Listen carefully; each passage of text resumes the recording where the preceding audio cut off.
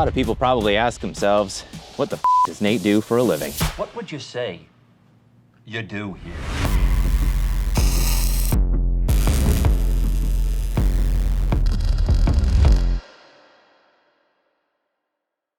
When I started teaching high school welding and I saw the opportunities that these students had were the exact same opportunities that I had. They're looked at by their guidance counselors and peers and parents as, you know, kind of a fuck up.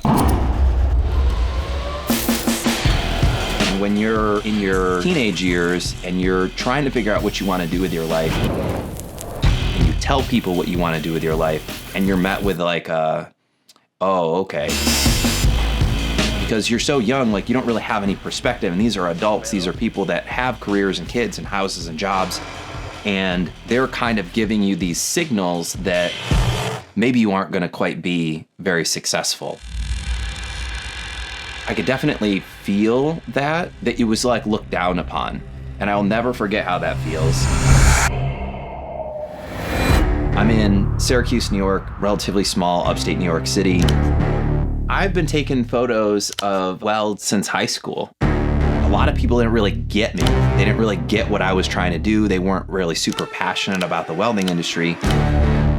But there are other people in other places that were passionate about the welding industry that were doing really cool stuff. Having an opportunity to talk to and see other people that were having success in the industry really kind of started a whole new path for me, really. And it really encouraged, I think, everyone in the welding industry to try and push what they were doing a little bit further, both in their skills that they had as a welder and their skills as photographers or videographers. I want welding to look as cool as it really is. So I left teaching and took a job for Airgas as part of their advanced fab team. It was just a great place for me to get out into the industry and learn and do problem solving. And that's really where my passion for the science behind welding came from. What I realized was that I needed to share this information that I had so that everyone could see it. And I started a page called Weld Economics.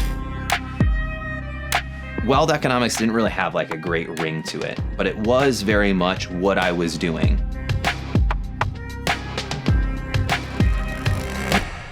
And I remember constantly trying to explain what it is that I did. And I'm like, well, it's like welding science, you know, WeldScience stuff. WeldScience became a forum almost for this dialogue to happen between me and other folks in the industry that are trying to solve their own welding problems. So I don't have all the answers. The more data points that you have, the more pieces of the puzzle you're able to see.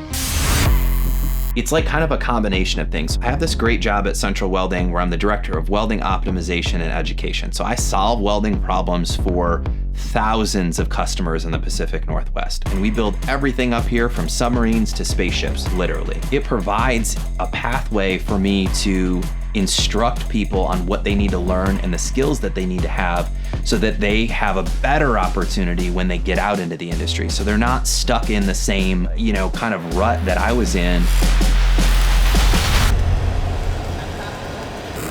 So I'm gonna let you go here in a second. One of the biggest things that I want to do is I want to recruit the smart kids to look at welding as a potential career. I may not have been looked at as a smart kid, but I certainly feel that way when I meet scientists and engineers in the welding industry and they're like, hey, come sit at the smart kid table with us. That inspires me to want to push the envelope of cinematography and photography to better capture the welding industry for what it really is.